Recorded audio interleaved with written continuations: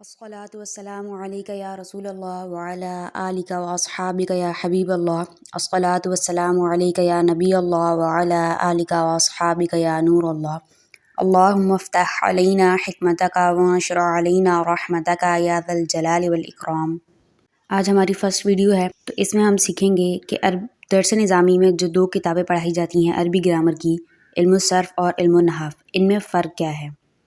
سب سے پہلے علم الصرف پر بات کرتے ہیں۔ علم الصرف اسے ام العلوم بھی کہا جاتا ہے، یعنی تمام علوم کی ماں۔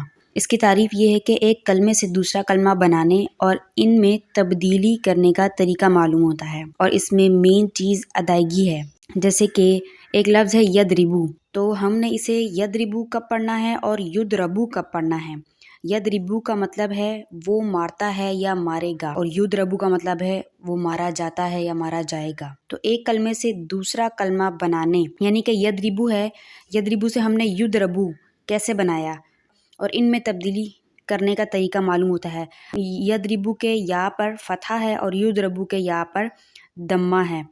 یضربو کے را پر کسرہ ہے اور یضربو کے را پر فتحہ ہے۔ تو یہ اس میں ہم نے جو تبدیلی کی ہے، یہ تبدیلی کس طرح سے کی ہے، کن اصولوں کے مطابق کی ہے، تو وہ اصول اور وہ قواعد ہم علم الصرف میں پڑھتے ہیں۔ اور علم الصرف کا موضوع کیا ہے، یعنی تحقیق کس پہ کی جاتی ہے۔ جیسے کہ ایک ڈاکٹر ہے، ڈاکٹر کس کے بارے میں پڑھتا ہے، ڈاکٹر ایک مریض کے، ایک انسان کے بارے میں پڑھتا ہے، انسان کے جسم کے بارے میں پڑھتا ہے۔ تو ایک ڈاکٹر کا موضوع کیا آتا ہے، ایک انسان، اس کا جسم۔ تو اسی طرح سے علم الصرف کا موضوع کیا ہے، علم الصرف کی تحقیق کس پہ کی جاتی ہے۔ علم الصرف کا موضوع صیغے کے اعتبار سے کلمہ ہے۔ صیغہ کلمے کی اس شکل کو کہتے ہیں جو حروف اور حرکات و سکنات کی مخصوص ترتیب سے حاصل ہوتی ہو۔ اب اس کی غرض و غایت کیا ہے، یعنی کہ ہم اس علم کو حاصل کیوں کرتے ہیں۔ جب بھی کوئی کام کرنے لگیں تو ہمیں پتہ ہونا چاہیے کہ ہم کام کر کیوں نہیں، اس کی وجہ کیا ہے۔ تو اس کی وجہ یہ ہے، غرض و غایت اس کی یہ ہے کہ صیغوں کو بنانے اور ان میں تبدیلی کرنے میں ذہن کو غلطی سے بچایا جائے۔ جیسے کہ میں نے کہنا تھا کہ اس نے مارا تھا، تو اس کے لیے میں استعمال کروں گی ضربا، لیکن میں کہہ دوں ضربا کہ وہ مارا گیا، تو یہاں مجھ سے غلطی ہو گئی۔ یہ غلطی کیوں ہوئی، کہ میں نے صرف نہیں پڑھی ہوگی۔ تو اس لیے ہم صرف پڑھتے ہیں کہ صیغوں کو بنانے اور میں تبدیلی کرنے میں ہم اپنے ذہن کو غلطی سے بچا سکیں۔ اب علم نحو پہ بات کرتے ہیں۔ وَنَحْوُ أَبُوهَا، نحو کو تمام علوم کا باپ کہا جاتا ہے۔ اس میں ہم کلمے کے آخری حرف کا اعراب کیا ہوگا اس بارے میں پڑھتے ہیں۔ جیسے کہ زیدن، زیدن، زیدن۔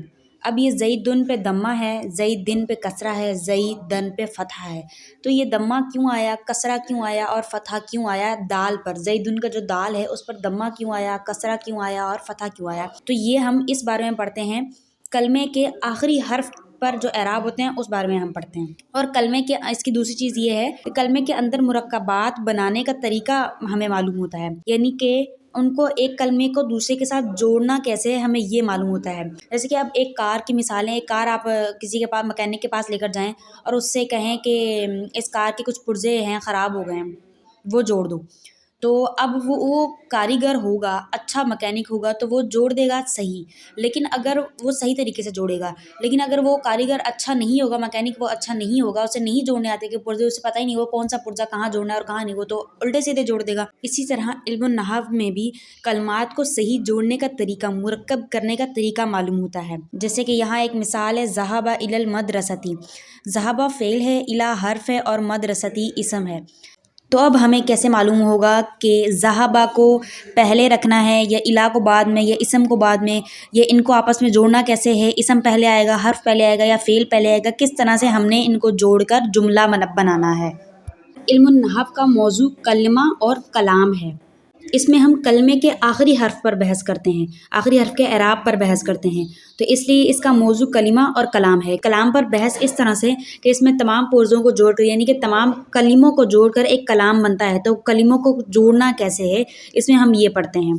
تو خلاصہ کلام یہ ہوا کہ علم الصرف میں ہم پڑھتے ہیں کہ ایک کلمے سے دوسرا کلمہ بنانے میں جو تبدیلی کرنی ہے، یعنی کہ زبر کہاں لگانی ہے، زیر کہاں لگانی ہے، کون سا حرف لگانا ہے، کون سا حرف ہٹانا ہے، ٹھیک ہے۔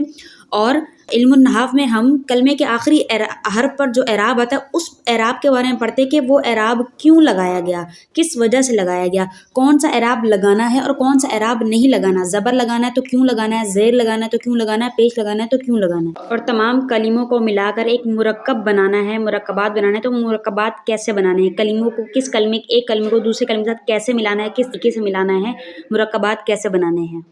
امید کرتی ہوں میں آپ کو سمجھا سکی، اور اگر کوئی بھی سوال ہو تو آپ کمنٹس میں پوچھ سکتے ہیں۔